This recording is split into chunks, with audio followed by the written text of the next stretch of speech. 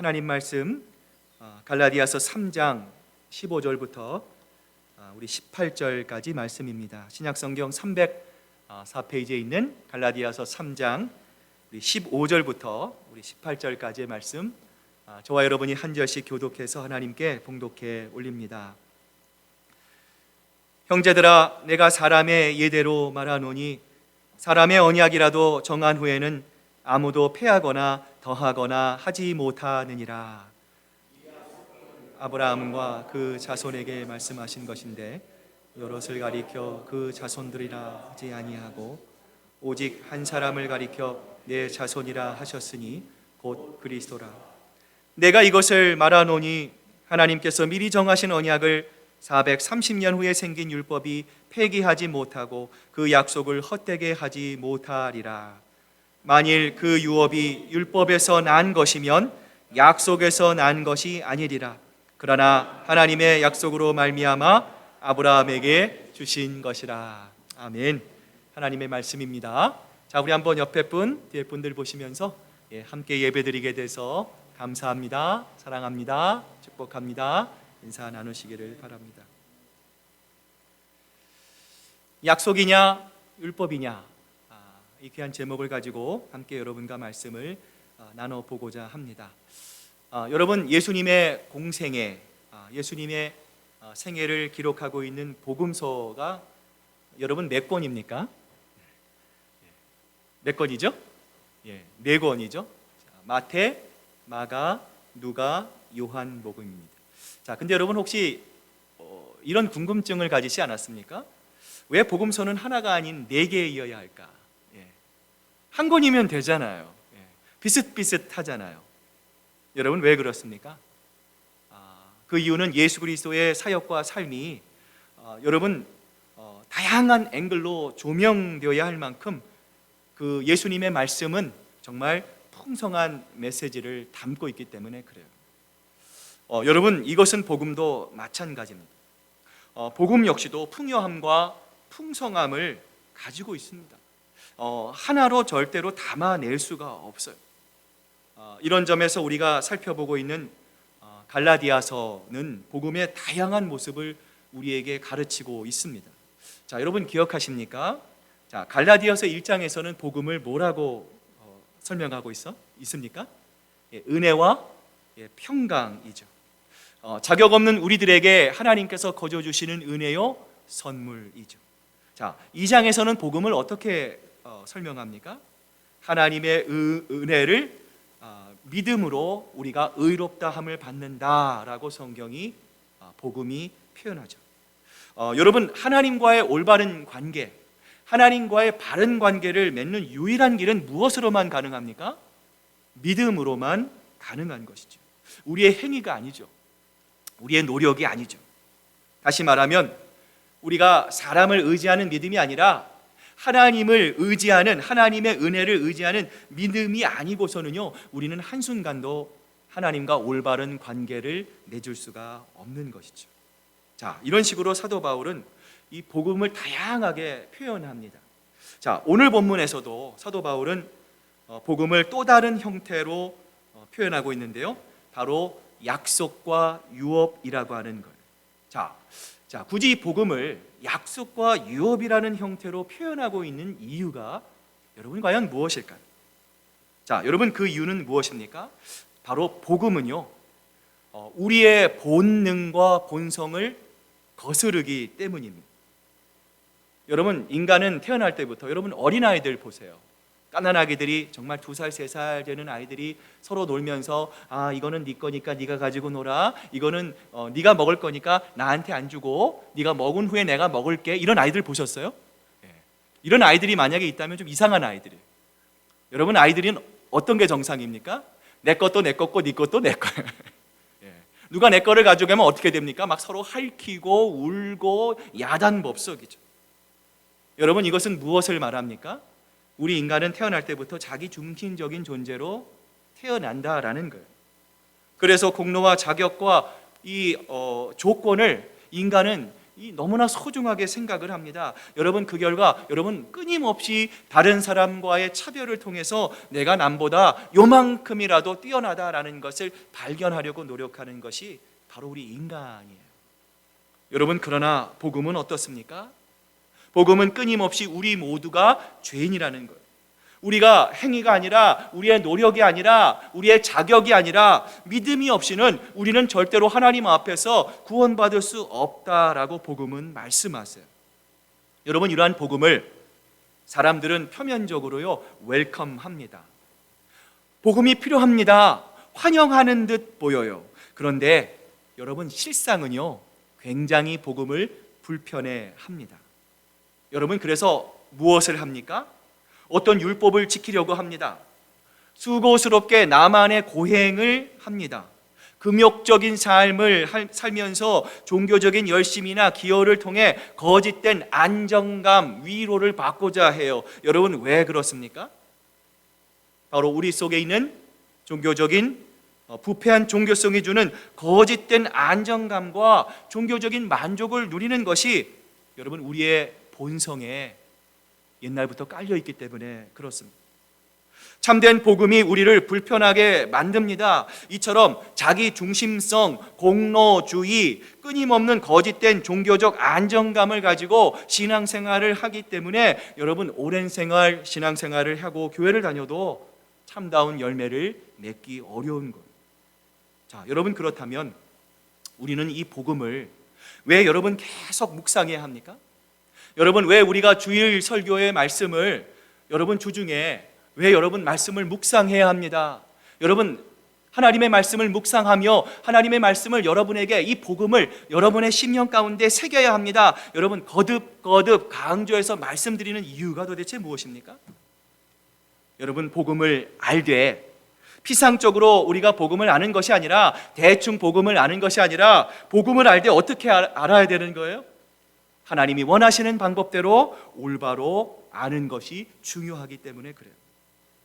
여러분, 이러한 점에서 오늘 본문을 보면 바울은 성경의 교훈뿐만 아니라 모든 사람들이, 세상을 사는 사람들이 보편적으로 알고 있는 일반 상식을 통해서 복음의 진리를 설명하고 있어요. 자, 그 대표적인 구절이 오늘 본문 15절인데요. 자, 우리 한번 앞을 보시면서 같이 한번 읽어봅니다. 시작. 형제들아, 내가 사람의 예대로 말하노니 사람의 언약이라도 정한 후에는 아무도 폐하거나 더하거나 하지 못하니라.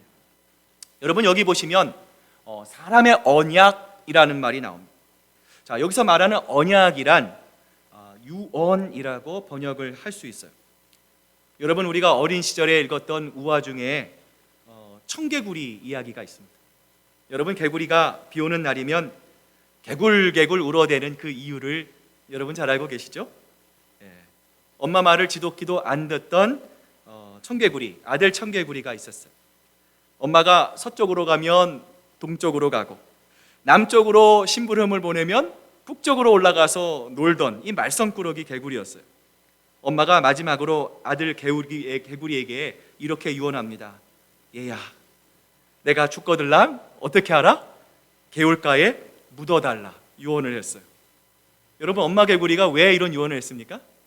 항상 엄마가 얘기하면 아들 개구리가 어떻게 해요? 반대로 행하니까 내가 개울가에 묻어달라고 하면 정말 양지 바른 산에 묻어둘 것이다, 이렇게 예측을 하고 엄마가 유언을 했어요. 그런데 이 말썽을 많이 피우던 개구리가 엄마의 마지막 유언은 거역할 수 없었던 모양이에요.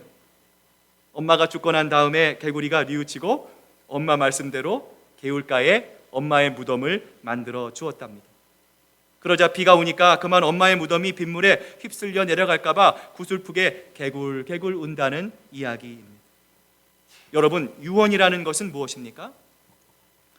정말 죽음을 전제로 하고 마지막으로 남기는 말이 유언입니다. 여러분, 그러기에 여러분, 이 유언은요, 말썽꾸러기 개구리도 그 말을 받아들이고 그 말을 거역할 수 없고 그 말을 순종할 수 있는 힘이 바로 여러분 이 유언 속에 담겨져 있습니다. 예전에 제가 중고등부 전도사 시절에 철로역정이라고 하는 프로그램을 한 적이 있습니다. 정말 그 무덤을 팠어요. 무덤을 파고요. 그 위에다 봉분을 또 이렇게 만들었습니다. 아이들을 데려와서는 아이들을 한 명씩 한 명씩 그 무덤에 눕혔어요. 그리고 아이들에게 이렇게 질문을 했어요. 얘들아, 네가 만약 너에게 정말로 20분이라는 시간이 남았다면 너는 과연 어떤 유언을 할 수 있을까? 여러분, 그러니까요, 조금 전만 해도 히덕거리고 장난치고 떠들던 아이들이요, 정말 심각하게 자신의 남은 이야기를 하는 모습을 보았어요. 그 모습을 보면서 준비한 저도 얼마나 큰 도전을 받았는지 모릅니다. 자, 여러분에게 질문합니다. 여러분이 정말 이 세상을 살아갈 때 20분이라는 시간만 여러분 남아있다면 여러분 사랑하는 사람에게 여러분은 과연 어떤 말을 남기시겠습니까? 20분밖에 남지 않았는데 내가 저 사람에게 얼마를 빌려줬는데 너 꼭 저 사람에게 꼭 돈을 받아내야 한다. 여러분, 이렇게 마지막까지 돈 하면서 생을 마감할 사람은 없을 것입니다. 오히려 가장 소중한 말, 내 인생에서 가장 중요하다고 생각하는 말을 여러분 유언으로 남기려고 하지 않겠습니까? 여러분, 그래서 사도 바울은 갈라디아서 3장 17절에서 이렇게 말합니다. 내가 이것을 말하노니 하나님께서 미리 정하신 언약을 430년 후에 생긴 율법이 폐기하지 못하고 그 약속을 헛되게 하지 못하리라. 여러분, 유언이라는 것은 어떤 속성이 있습니까? 여러분, 너무나 이렇게 중요한 거예요. 정말로 중요한 약속을 담고 있기 때문에 여러분 쉽게 변경할 수 없습니다. 쉽게 바꿀 수 없는 것처럼 여러분, 사도 바울이 무슨 얘기를 하는 거예요? 인간의 유언도 이렇다면 하물며 하나님께서 아브라함에게 주셨던 그 유언과 같은 최초의 언약을 430년이 지난 후에 모세 시대의 율법이 등장하자 어떻게 폐기할 수 있겠느냐라고 하는 바울의 반문이에요. 여러분, 본문이 말씀하시는 430이라는 숫자는 유대인들이 애굽으로 내려가서 종살이 했던 기간이죠. 430년이라는 장구한 세월이 흘렀어요. 하지만 나중에 등장한 모세의 율법이 이전에 하나님이 약속했던 그 소중한, 그 장중한 유언과 같은 내용들을 그 모세의 율법이 절대로 폐기할 수 없다라고 하는 사도 바울의 대답이에요. 여러분, 그렇다면 바울이 이처럼 주장할 수 있었던 이유는 무엇이었을까요? 바울이 담대하게 하나님께서 아브라함에게 주셨던 그 언약을 율법이 절대로 폐기할 수 없다, 이렇게 담대하게 외칠 수 있었던 이유는 무엇입니까? 그것은 바로 하나님의 신실하심 때문이에요. 여러분, 옛말에 조령모개라는 말이 있습니다. 여러분 들어보셨습니까? 하루에도 12번씩 아침에도 생각이 변하고요, 저녁에도 생각이 바뀐다라는 거예요. 여러분, 우스갯소리로 이런 말이 있잖아요.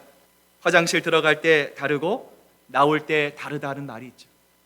여러분, 사람도 마찬가지 아닙니까? 여러분, 인간의 마음이 이래요. 인간이 연약합니다.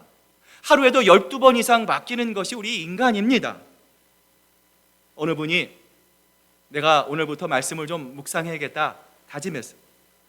말씀을 묵상하면서 이분이 이렇게 결심했어요. 오늘은 내가 말수를 좀 줄이고 대신에 말하는 대신에 좀 많이 들어야겠다, 이렇게 결심을 합니다. 그런데 이상한 건요, 꼭 그렇게 결심한 날에는요 잔소리할 일이 많이 생깁니다. 아이들에게 혹은 아내에게 또 남편에게 평소에도 안 하던 잔소리를 퍼붓는 경우가 여러분 얼마나 많이 있습니까? 저녁 때 가만히 생각을 해보면 여러분 어떤 거예요? 내가 아침에 결심했던 내용들을 지키지 못한 것이죠. 여러분, 안 지키려고 한 것이 아닙니다. 우리 자신을 보세요. 여러분, 우리가 연약하기 때문에, 하나님 보시기에 우리는 정말 부족하기 때문에 여러분, 하나님의 말씀을 알면서도 못 지키는 경우가 다반사죠. 여러분, 우리 인간이 그렇습니다. 하루를 살아도 우리는 일관성이 없습니다. 아침과 저녁이 다릅니다. 1월과 12월이 다릅니다. 여러분, 그러나 우리 하나님은 다릅니다. 우리 하나님의 위대한 신 중에 하나가 하나님은 변함이 없으시다라는 거예요. 하나님의 일관성입니다. 시편 기자는 이러한 하나님의 성품을 시편 90편 4절에서 우리에게 이렇게 말씀하는데요. 같이 한번 우리 읽어봅니다. 시작. 주의 목전에는 천년이 지나간 어제 같으며 밤의 한순간 같을 뿐임이니이다. 하나님은 변함이 없다라는 거예요. 우리가 잘 아는 야고보 기자도 하나님은 변함이 없으시고 회전하는 그림자도 없다라고 말씀합니다. 히브리서 기자 역시도 하나님은 어제나 오늘이나 영원토록 동일하신 분이시다 선언합니다. 여러분, 우리에겐 과거와 현재와 미래가 있지만 여러분, 하나님에게는요 영원한 현재만이 있으실 뿐이에요. 여러분, 그래서 하나님이 뭐라고 말씀하십니까? 나는 아브라함의 하나님이요 이삭의 하나님이요 야곱의 하나님이시다. 여러분, 이때 사용한 동사를 보면 다 현재형입니다. 내가 과거에 아브라함의 하나님이었고 과거에 이삭의 하나님이었다는 말이 아닙니다. 바로 아브라함과 이삭과 야곱 모두 하나님에게는요 지금도 현재형의 인물들이라는 거예요. 여러분, 따라서 이런 하나님께서 아브라함에게 주셨던, 아브라함에게 약속하셨던 유언과 같은 언약의 내용이 아무리 430년, 아니 그 이상의 세월이 흘렀다고 해서 모세 시대에 폐기되고 율법으로 어떻게 대치될 수 있겠느냐라고 하는 성경의 말씀. 여러분이 얼마나 놀라운 말씀입니까? 우리는 하루의 약속도 지키지 못해요. 그러나 하나님의 약속은 430년이 지나도, 아니 그 이상이 지나도 우리를 향한 하나님의 약속은요 변함이 없으셔요. 나아가 바울 시대가 되어도 또 바울 시대를 지나 2000년이라는 장구한 세월이 지는 오늘 우리가 살아가고 있는 이 순간까지도 저와 여러분을 향한 하나님의 약속은요 절대로 변함이 없는 줄로 믿습니다. 여러분, 그렇다면 하나님께서 지금까지 붙잡고 계시는, 우리를 향해서 바라보고 계시는 그 약속은 과연 무엇일까요? 자, 오늘 본문 갈라디아서 3장 우리 16절 말씀 같이 한번 읽어봅니다. 시작. 이 약속들은 아브라함과 그 자손들에게 말씀하신 것인데 여럿을 가리켜 그 자손들이라 하지 아니하시고 오직 한 사람을 가리켜 내 자손이라 하셨으니 곧 그리스도라. 하나님께서 아브라함에게, 그리고 오늘 이 하나님의 말씀 앞에 서 있는 여러분들에게 주시는 약속의 핵심이 무엇입니까? 누구입니까? 예수 그리스도예요. 아멘. 하나님은 그리스도를 우리에게 약속으로 주셨어요. 여러분, 이러한 하나님의 약속은요 오늘 갈라디아서 본문에만 있는 것이 아닙니다. 구약 전체에 나와 있어요. 여러분, 창세기 13장을 보면 어떤 장면이 나옵니까? 아브라함과 조카 롯이 헤어지는 장면이 나오잖아요. 아브라함과 롯이 기르는 짐승의 수가 너무나 많아져요. 종들이 서로 좋은 스팟을 차지하기 위해 서로 다툽니다. 서로 싸웁니다. 그러자 삼촌인 아브라함이 조카 롯에게 뭐라고 얘기합니까? 네가 좌하면 나는 우하고 네가 우하면 나는 좌하리라. 그랬더니 롯이 눈을 들어보니까 소돔 지역에 물도 넉넉하고 풀이 잘 자라는 것 같아서 롯이 그 지역을 선택하지 않습니까? 그 직후에 하나님께서 아브라함에게 이렇게 말씀하세요. 아브라함의 눈을 들어 동서남북 사방을 바라보라. 그리고 여러분, 아브라함에게 주신 말씀이, 하나님이 이렇게 말씀하세요. 보이는 이 땅을 내가 너와 내 자손에게 주리니. 여러분, 하나님께서 지금 말씀하신 이 자손은 여러분 단수입니까? 복수입니까? 단수입니다. 복수형이 아닙니다. 더 결정적인 것은 창세기 22장에 보면 나와 있어요. 독자 이삭을 바쳐라. 하나님의 명령에 아브라함이 영문을 몰랐어요. 순종하기 위해 참 힘들었지만 칼을 듭니다. 제단에 꽁꽁 묶여있는 아들 이삭을 향해 자기 칼을 내리려는 순간에 하나님의 사자가 급히 아브라함을 제지시키잖아요. 그리고 창세기 22장 16절 17절에서 하나님이 친히 아브라함에게 이렇게 약속합니다. 내가 내 씨로 말미암아 천하 복을 받으리라. 여러분, 하나님이 지금 약속하고 계시는 씨는 복수가 아니죠. 씨들이 아닙니다. 스페르마티, 후손이라고 하는 단수형입니다.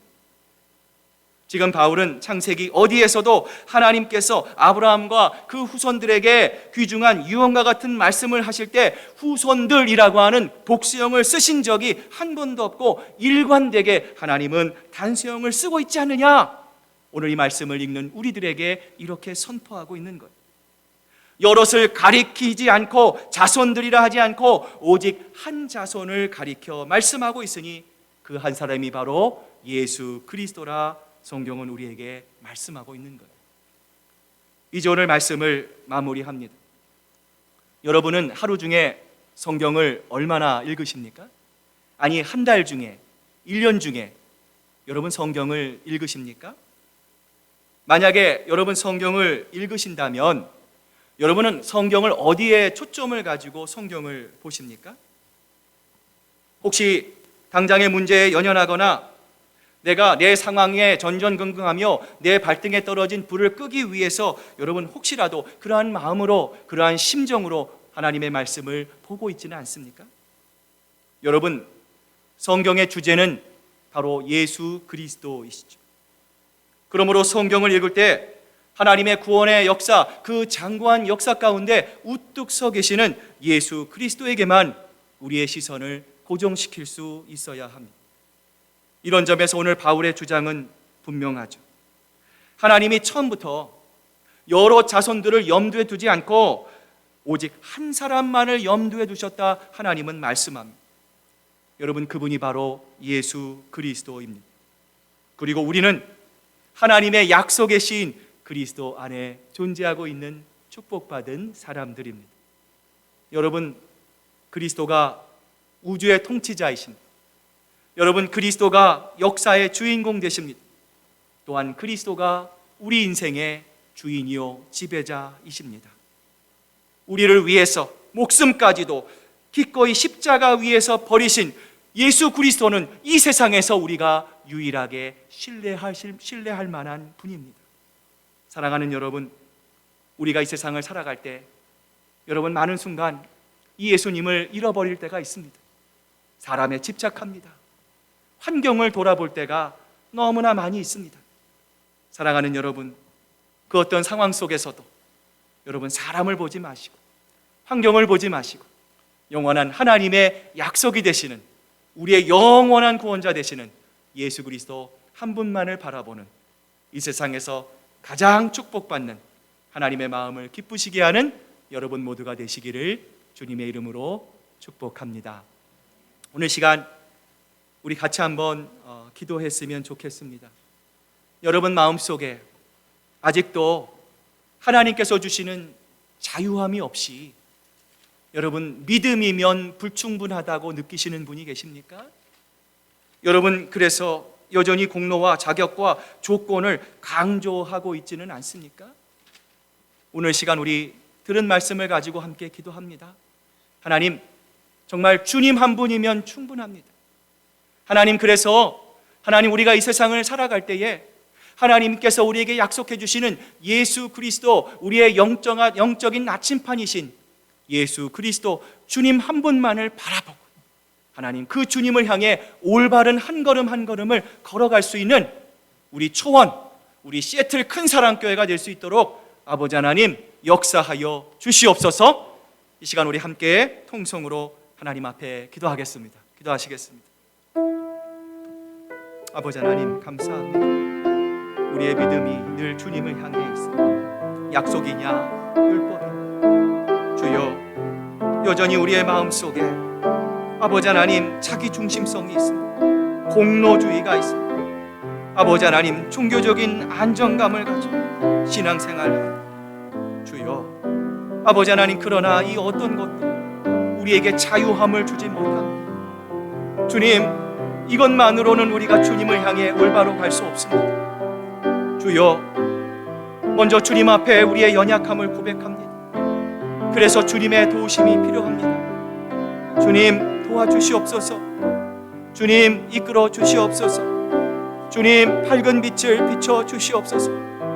우리 성도 한 사람 한 사람 하나님의 밝은 빛을 바라보고 아버지 그 주님만을 앙망하고 아버지 하나님 사람에게 호소하거나 아버지 하나님 다른 것에 하나님 영향받지 않고 오직 하나님을 향해 기도하기를 원합니다. 낙심할 때 기도하기를 원합니다. 아버지, 절망할 때 기도하기를 원합니다. 나의 기도와 내 음성과 내 모든 것을 다 듣고 계시는 하나님께만 기도합니다. 하나님만을 바라봅니다. 하나님만을 앙망합니다. 아버지 하나님, 기도하는 교회가 되기를 원합니다. 그래서 하나님의 마음을 더 깊이 알기를 원합니다. 아버지, 남을 살리고 아버지 하나님 정말 복음을 전하고 생명을 살리는 이 일에 온 교회가 함께 힘쓸 수 있기를 소망합니다. 주님, 우리의 마음을 주장하시고 주님 역사하시고 인도하셔서 모든 것이 뛰어나신 놀라운 하나님의 역사와 영광을 기억하는, 바라보는 저희들 모두가 될 수 있도록 아버지 하나님 역사하여 주시옵소서. 주님 도와주시옵소서. 붙잡아 주시옵소서. 자, 이제 우리 다 같이